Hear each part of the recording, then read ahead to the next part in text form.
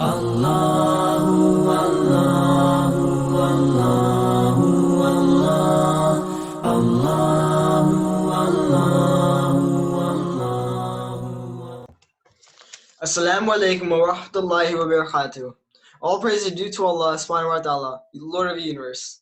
My name is Ramin Alisha, and I'm your host for today's Ramadan Quran Recitation program. We welcome you to tonight's session where Hafiz Ashad Muhaddin will be reciting from ayahs 1 to ayahs 227 from Surah Al-Shura. Thereafter, Brother Uzair Shaukat will be reciting the Say International Translation. We will be translating 20 ayahs per interval. Please mute your mics to listen closely to Allah's message to mankind. Hafiz Ashad, please begin.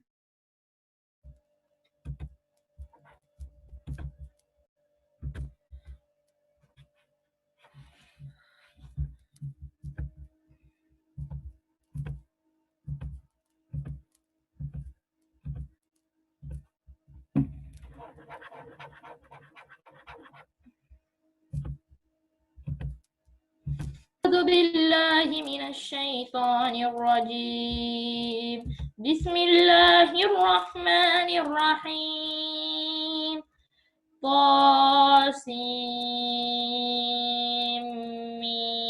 طاسيم تلك آيات الكتاب المبين لعلك باخع نفسك ألا يكونوا مؤمنين إن نشأ ننزل عليهم من السماء آية فظلت أعناقهم لها خاضعين وما يأتيهم من ذكر من رحمن محتد إلا كانوا عنه معرضين فقد كذبوا فسيأتيهم أنباء وما كانوا به يستهزئون ألم يروا إلى الأرض كم أنبتنا فيها من كل زوج كريم إن في ذلك لآية وما كان أكثرهم مؤمنين فإن ربك لهو العزيز الرحيم وإذ نادى ربك موسى أن ائت القوم الظالمين قوم فرعون ألا تتقون قال رب إني أخاف أن يكذبون ويضيق صدري ولا ينطلق لساني فأرسل إلى هارون ولهم علي ذنب فأخاف أن يقتلون قال كلا فاذهب بآياتنا إنا معكم مستمعون فأتياه فقولا إنا رسول رب العالمين أن أرسل معنا بني إسرائيل قال ألم نربك فينا وليدا وللبثت فينا من عمرك سنين وفعلتك التي فعلت وأنت من الكافرين قال فعلتها إذا وأنا من الضالين.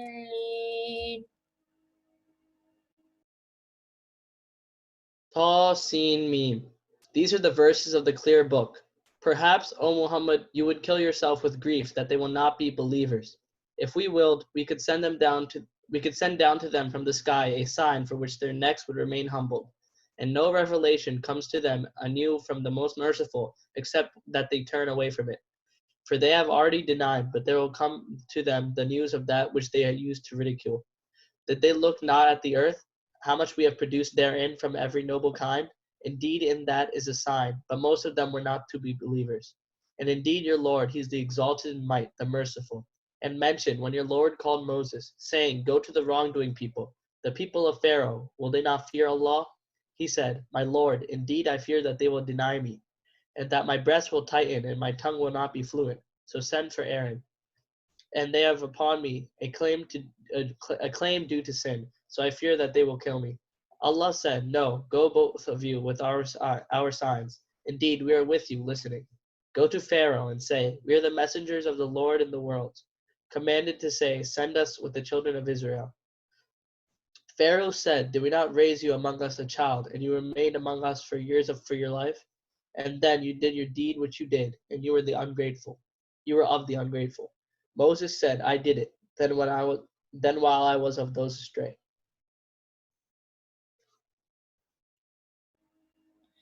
ففررت منكم لما خفتكم فوهب لي ربي حكما وجعلني من المرسلين وتلك نعمة تمنها علي أن عبدت بني إسرائيل قال فرعون وما رب العالمين قال رب السماوات والأرض وما بينهما إن كنتم موقنين قال لمن حوله ألا تستمعون قال ربكم ورب آبائكم الأولين قال إن رسولكم الذي أرسل إليكم لمجنون قال رب المشرق والمغرب وما بينهما إن كنتم تعقلون قال لئن اتخذت إلها غيري لأجعلنك من المسجونين قال ولو جئتك بشيء مبين قال فأت به إن كنت من الصادقين فألقى عصاه فإذا هي ثعبان مبين ونزع يدعو فإذا هي بيضاء للناظرين قال للملأ حوله إن هذا لساحر عليم يريد أن يخرجكم من أرضكم بسحره فماذا تأمرون قالوا أرجع وأخاف وابعث في المدائن حاشرين يأتوك بكل سحار عليم فجمع السحرة لميقات يوم معلوم وقيل للناس هل أنتم مجتمعون لعلنا نتبع السحرة إن كانوا هم الغالبين. So I fled from you when I feared you. Then my Lord granted me wisdom and prophethood and appointed me as one of the messengers. And is this a favor of which you remind me, that you have enslaved the children of Israel? Said Pharaoh, and what is the Lord of the worlds? Moses said, the Lord of the heavens and earth, and that between them, if you should be convinced. Pharaoh said to those around him, do you not hear? Moses said, your Lord and the Lord of your first forefathers.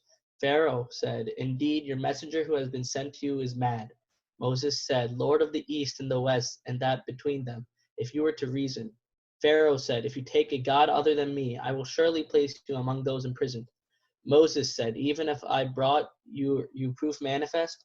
Pharaoh said, then bring it, if you should be of the truthful. So Moses threw his staff, and suddenly it was a serpent manifest, and he drew out his hand. Thereupon it was white for the observers.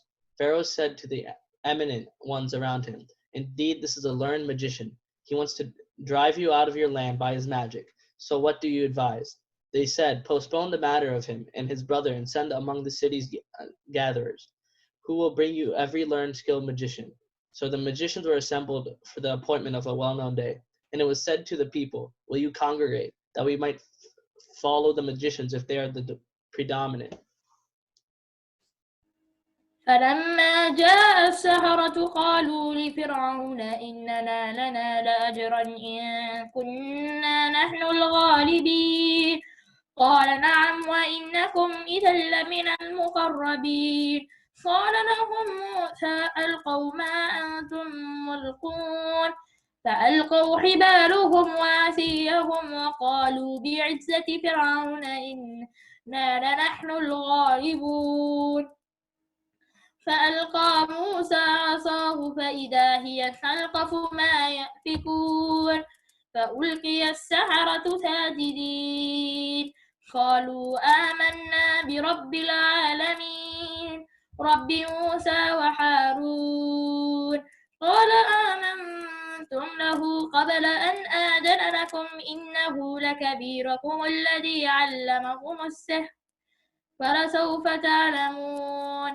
لأقطعن أيديهم وأرجلهم من خلاف ولأصلبنكم أجمعين قالوا لا ضير إنا إلى ربنا منقلبون إنا نطمع أن يغفر لنا ربنا خطايانا أن كنا أول المؤمنين وأوحينا إلى موسى أن أسر بعبادي إنكم متبعون فأرسل فرعون في المدائن حاشرين إن هؤلاء لشرذمة قليلون وإنهم لنا لغائظون وإنا لجميع حاذرون فأخرجناهم من جنات وعيون وكنوز ومقام كريم كذلك وأورثناها بني إسرائيل فأتبعهم مشركين.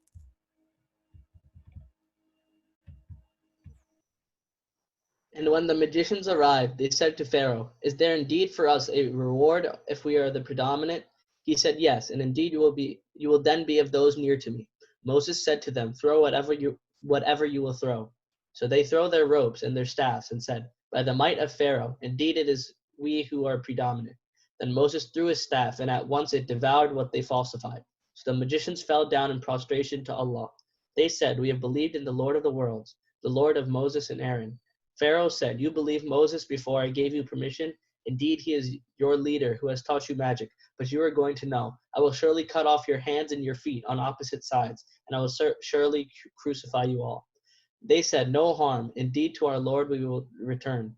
Indeed, we aspire that our Lord will forgive us our sins because we were the first of the believers." And we inspired to Moses, "Travel by night with my servants. Indeed, you will be pursued."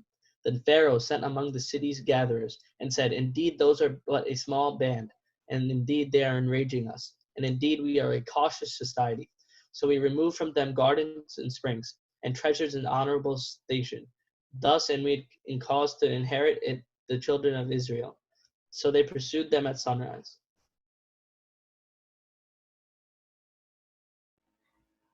فلما تراءى الجمعان قال أصحاب موسى إنا لمدركون قال كلا إن معي ربي سيهدين فأوحينا إلى موسى أن اضرب بعصاك البحر فانطلق فكان كل فرق كالطود العظيم وأزلفنا ثم الآخرين فأنجينا موسى ومن معه أجمعين ثم أغرقنا الآخرين إن في ذلك لآية وما كان أكثرهم مؤمنين وإن ربك لهو العزيز الرحيم واتلو عليهم نبأ إبراهيم إذ قال لأبيه وقومه ما تعبدون قالوا نعبد أصناما فنظل لها عاكفين قال هل يسمعونكم إذ تدعون أو ينفعونكم أو يضرون قالوا بل وجدنا آباءنا كذلك يفعلون قال أفرأيتم ما كنتم تعبدون أنتم وآباؤكم الأقدمون فإنهم عدو لي إلا رب العالمين الذي خلقني فهو يهدين والذي هو يطعمني ويسقين وإذا مرضت فهو يشفين.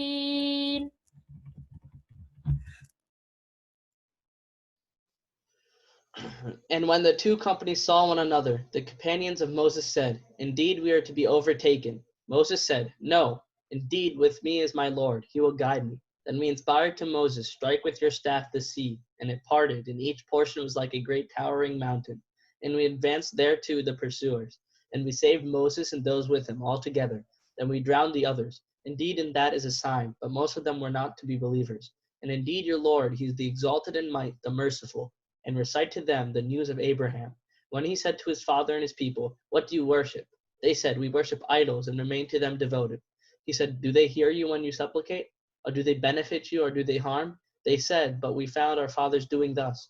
He said, "Then do you see what you have been worshipping, you and your ancient forefathers? Indeed, they are enemies to me, except the Lord of the worlds, who created me, and he it is who guides me. And it is he who feeds me and gives me drink. And when I am ill, it is he who cures me."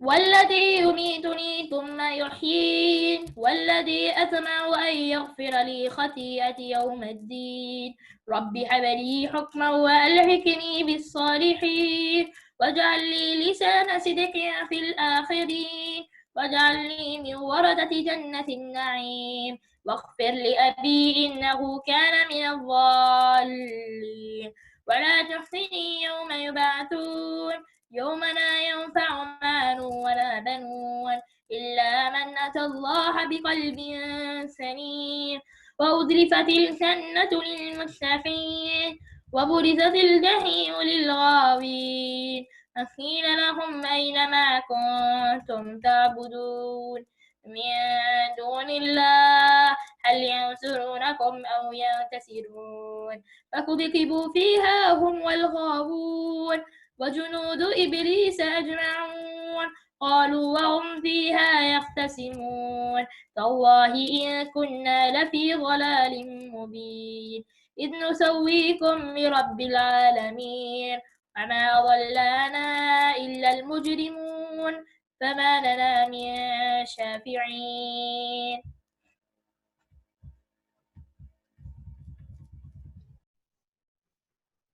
And who will cause me to die and then bring me to life? And who I aspire that he will forgive me my sin on the day of recompense. And he said, My Lord, grant me authority and join me with the righteous, and grant me a reputation of honor among later generations, and place me among the inheritors of the garden of pleasure. And forgive my father, indeed he has been of those astray, and do not disgrace me on the day they are all resurrected, the day when there will not benefit anyone wealth or children, but only one who comes to Allah with a sound heart. And paradise will be brought near that day to the righteous, and hellfire will be brought forth for the deviators. And it will be said to them, Where are those you used to worship, other than Allah? Can they help you or help themselves? So they will be overturned to hellfire, they and the deviators, and the soldiers of Iblis altogether. They will say, while they dispute therein, By Allah, we were indeed in manifest error, when we equated you with the Lord of the worlds, and no one misguided us except the criminals. So now we have no intercessors.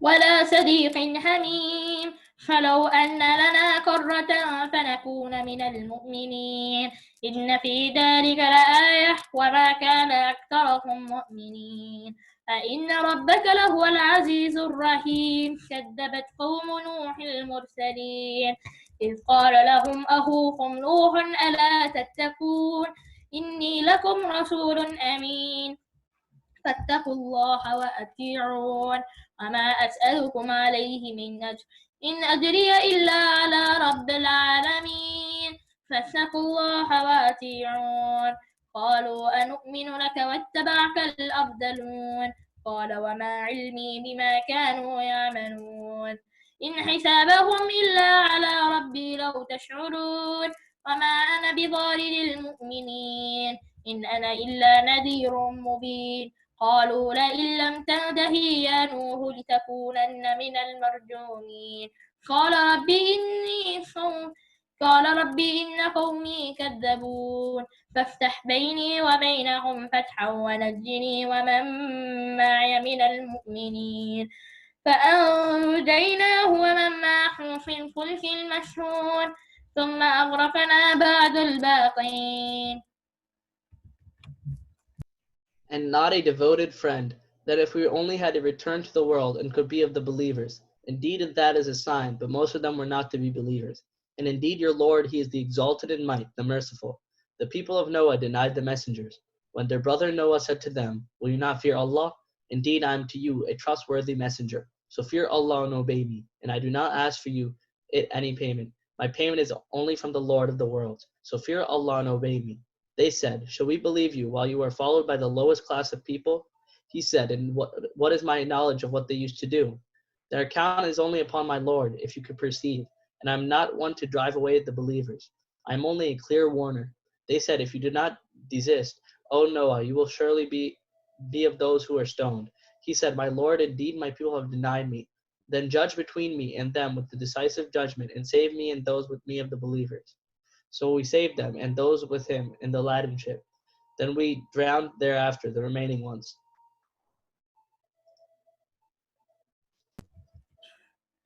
إن في ذلك لآية وما كان أكثرهم مؤمنين وإن ربك لهو العزيز الرحيم كذب سعد المرسلين إذ قال لهم أخوهم حود ألا تتقون إني لكم رسول أمين فاتقوا الله وأطيعون وما أسألكم عليه من أجر إن أجري إلا على رب العالمين أتبنون بكل ريع آية تعبثون وتتخذون مصانع لعلكم تخلدون فإذا بطشتم جبارين فاتقوا الله وأطيعون واتقوا الذي أمدكم بما تعلمون أمدكم بأنعام وبنين وجنات وعيون إني أخاف عليكم عذاب يوم عظيم قالوا سواء علينا أوعدت أم لم تكن من الواعدين إن هذا إلا خلق الأولين وما نحن بمعذبين فكذبوه فأهلكناهم إن في ذلك لآية وما كان أكثرهم مؤمنين فإن ربك لهو العزيز الرحيم. Indeed, and that is a sign, but most of them were not to be believers. And indeed, your Lord, He is the exalted in might, the merciful. Ad denied the messengers. When their brother Hud said to them, "Will you not fear Allah? Indeed, I am to you a trustworthy messenger. So fear Allah and obey me, and I do not ask for you any payment. My payment is only from the Lord of the world. Do you construct on every elevation a sign, amusing yourselves, and take for yourselves places and fortresses that you might abide eternally? And when you strike as tyrants. So fear Allah and obey me, and fear He who has provided you with that which you don't know, provided you with grazing livestock and children, and gardens and springs. Indeed, I fear for you the punishment of a terrible day." They said, "It is all the same to us whether you advise or not of the advisors. This is not but the customs of the former peoples, and we are not to be punished." And they denied him, so we destroyed them. Indeed, and that is a sign, but most of them were not to be believers. And indeed, your Lord, He is the exalted in might, the merciful. كذبت ثمود المرسلين إذ قال لهم أخوهم صالح ألا تتقون إني لكم رسول أمين فاتقوا الله وأطيعون وما أسألكم عليه من أجر إن أجري إلا على رب العالمين أتتركون فيما حاحنا آمنين في جنات وعيون وزروع ونخل طلعها حظيم وتنحتون من الجبال بيوتا فارهين فاتقوا الله وأطيعون ولا تطيعوا أمر المسرفين الذين يفسدون في الأرض ولا يصلحون قالوا إنما أنت من المسحرين ما أنت إلا بشر مثلنا فأت بآية إن كنت من الصادقين قال هذه ناقة لها شرب ولكم شرب يوم معلوم ولا تمسوها بسوء فيأخذهم عذاب يوم عظيم فعقروها فأصبحوا نادمين فأخذهم العذاب إن في ذلك لآية وما كان أكثرهم مؤمنين وإن ربك لهو العزيز الرحيم كذبت قوم لوط المرسلين. Thamud denied the messengers. When their brother Salih said to them, "Will you not fear Allah? Indeed, I am to you a trustworthy messenger. So fear Allah and obey me, and I do not ask for you any payment. My payment is only from the Lord of the worlds. Will you be left in what is here, secure from death, within gardens and springs, and fields of crops and palm trees with softened fruit? And you carve out of the mountains homes with skill. So fear Allah and obey me, and do not obey the order of the transgressors, who cause corruption in the land who do not amend." They said, "You are only of those affected by magic.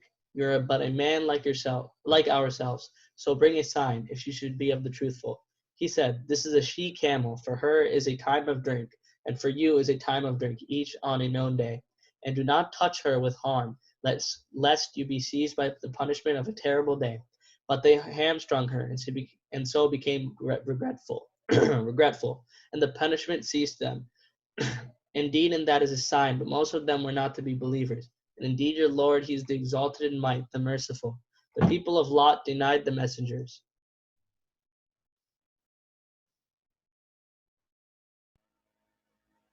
إذ قال لهم أخوهم لوط ألا تتقون إني لكم رسول أمين فاتقوا الله وأطيعون وما أسألكم عليه من أجر إن أجري إلا على رب العالمين أتأتون الذكران من العالمين وتدرون ما خلق لكم ربكم من أزواجكم بل أنتم قوم عادون قالوا لئن لم ينته يا لوط لتكونن من المخرجين قال إني لعملكم من القالين رب نجني وأهلي مما يعملون فنجيناه وأهله أجمعين إلا عجوزا في الغابرين ثم دمرنا الآخرين وأمطرنا عليهم مطرا فساء مطر المنذرين إن في ذلك لآية وما كان أكثرهم مؤمنين فإن ربك لهو العزيز الرحيم كذبت أصحاب الأيكة المرسلين إذ قال لهم شعيبا ألا تتقون إني لكم رسول أمين فاتقوا الله وأطيعون وما أسألكم عليه من أجر إن أجري إلا على رب العالمين. When their brother Lot said to them, will you not fear Allah? Indeed, I am to you a trustworthy messenger. So fear Allah and obey me, and I do not ask for you in any payment. My payment is only from the Lord of the worlds. Do you approach males among the worlds, and leave what your Lord has created for you as mates? But you are a people transgressing. They said, if you do not desist, O Lot, you will surely be of those evicted. He said, indeed, I am toward your deed of those who detest it. My Lord, save me and my family from the consequence of what they do. So he saved him and his family, all, except an old woman among those who remained behind. Then we destroyed the others, and we rained upon them a rain of stones, and evil was the rain of those who were warned. Indeed, and that is a sign, but most of them were not to be believers. And indeed, your Lord, he is the exalted in might, the merciful. The companions of the thicket denied the messengers. When Shu'aib said to them, will you not fear Allah? Indeed, I am to you a trustworthy messenger. So fear Allah and obey me, and I do not ask for you at any payment. My payment is only from the Lord of the worlds.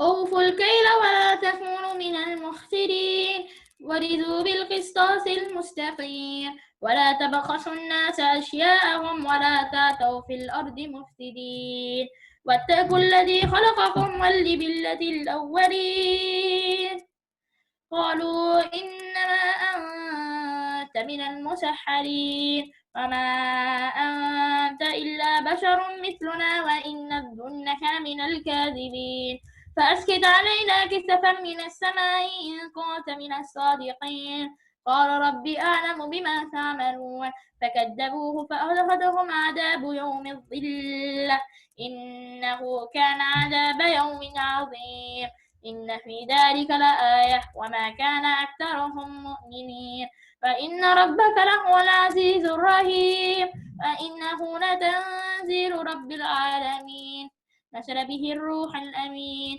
على قلبك لتكون من المنذرين بلسان عربي مبين وإنه لفي زبر الأولين أولم يكن لهم آية أن يعلموه علماء بني إسرائيل ولو نزلناه على بعض الأعجمين فقرأه عليهم ما كانوا به مؤمنين كذلك سلكناه في قلوب المجرمين. Give full measure, and do not be of those who cause loss, and weigh with an even balance, and do not deprive people of their due, and do not commit abuse on earth, spreading corruption. And fear he who has created you in the former creation. They said, you are only of those affected by magic. You are but a man like ourselves, and indeed we think you are among the liars. So cause to fall upon us fragments of the sky, if you should be of the truthful. He said, my Lord is most knowing of what you do. And they denied him. So the punishment of the day of the black cloud seized them. Indeed, it was the punishment of a terrible day. Indeed, and that is a sign, but most of them were not to be believers. And indeed, your Lord, He is the exalted in might, the merciful.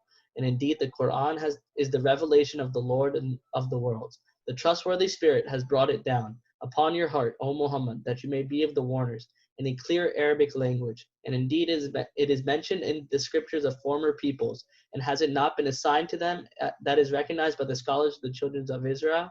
And even if we had revealed it to one among the foreigners, and he had recited it to them perfectly, they would still not have, and he had recited to them perfectly, they would still not have been believers in it. Thus we have inserted disbelief into the hearts of the criminals.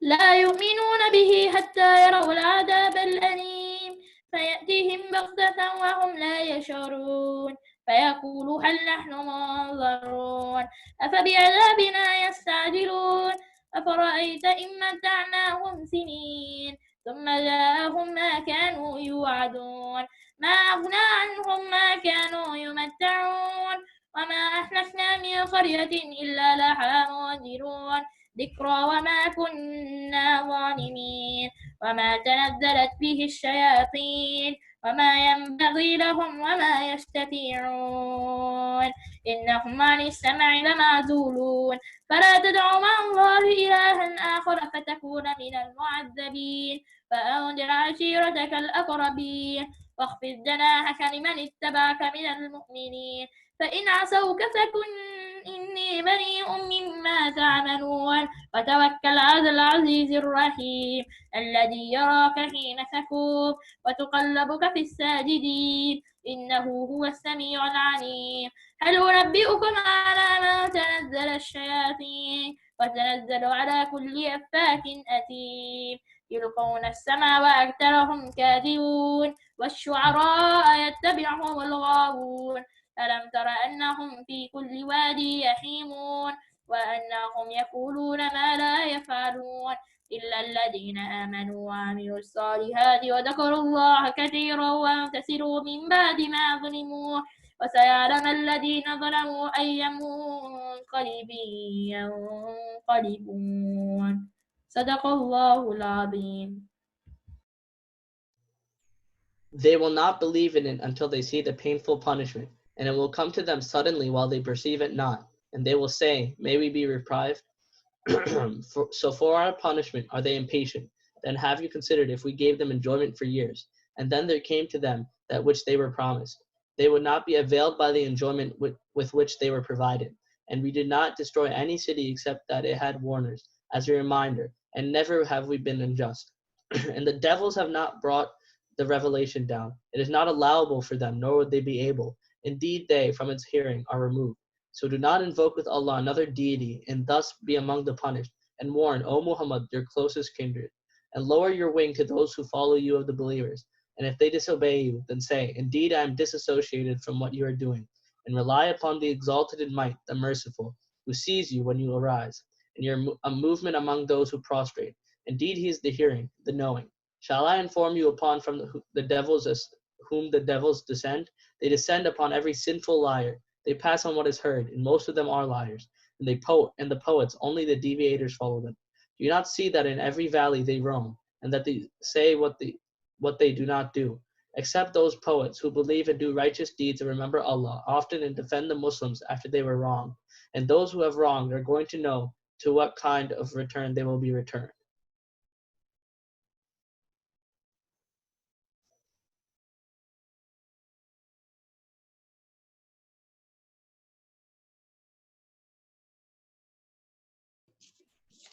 MashaAllah. A beautiful session comes to an end. We thank Hafiz Ashad and Brother Uzair Shagat for an amazing reflection of the Quran. May Allah accept their efforts. We hope you liked today's session and we'll continue tomorrow for another session. You can also find this recording on Islam 200 YouTube channel. Tonight, I'll be giving the azan.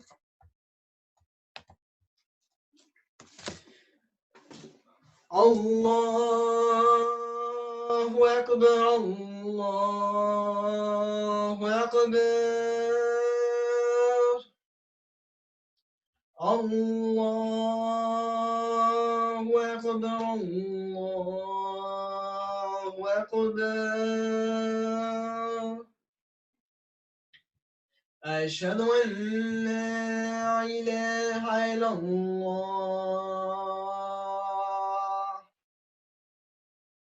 أشهد أن لا إله إلا الله أشهد أن محمد رسول الله أشهد أن محمد رسول الله حي على الصلاة حي على الصلاة حي على الفلاح حي على الفلاح الله أكبر الله أكبر لا إله إلا الله. Thank you, and Jazakallah khair for watching.